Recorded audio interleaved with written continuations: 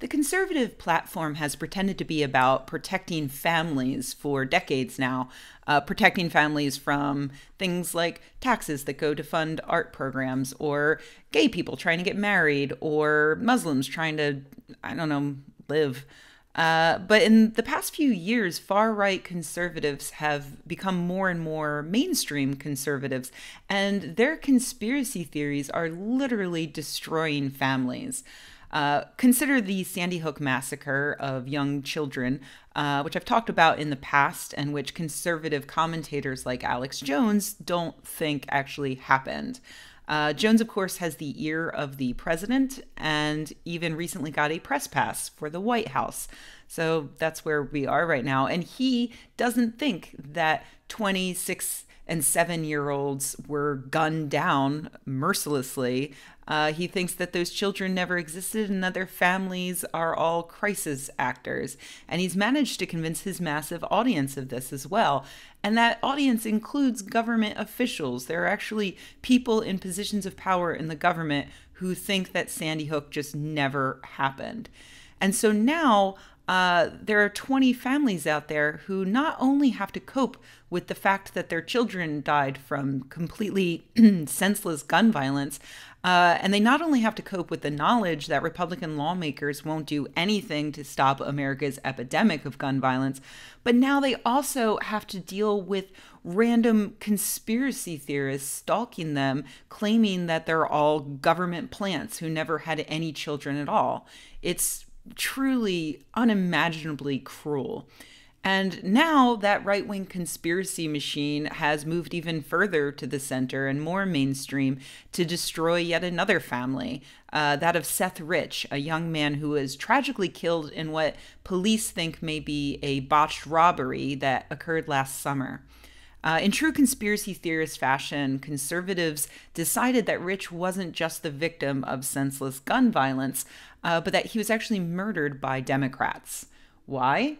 Well, Rich had been working for the Democratic National Committee, the DNC, and had just been offered a job with the Clinton campaign. Conspiracy theorists decided that this means that the DNC itself murdered him, and they decided that the reason that the DNC did this was because he must have leaked DNC emails to WikiLeaks. There's absolutely no evidence to suggest this, none from WikiLeaks, none from the police investigation into his death, and none from his parents, who have gone on record to say that his computer and email were searched in the course of the investigation, and absolutely nothing of the sort was turned up. But for conspiracy theorists, a lack of evidence is evidence, evidence of a cover-up. And so they've turned Rich into a martyr for the alt-right. And the conspiracy theory was peddled constantly on Fox News until a backlash forced Fox to finally publish a retraction. Despite that retraction, one of Fox's most famous commentators since the departure of noted sexual predator Bill O'Reilly has continued to peddle it. Sean Hannity has devoted his show to the cause, ignoring the pleas of Rich's family to stop. Even after Hannity addressed their pleas and said that he would stop, he then went and tweeted that he was actually not going to stop, but that he was going to continue getting to the truth, despite the liberal fascists who are attempting to silence him. It's disgusting, and it shows the true cost of baseless conspiracy theories like this.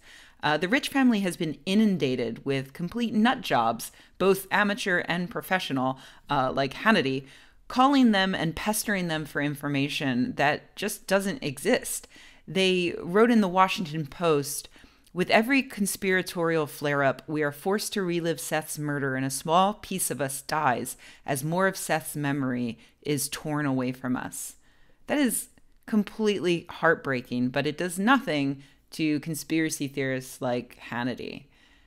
Media Matters has published a list of Hannity's advertisers, which, while I'm sure that groups like, Donald J. Trump for president won't care at all, I do hope that other companies like Allstate, Casper, Hulu, I hope that they think long and hard about their companies being promoted by a man who is literally destroying the family of a murdered man.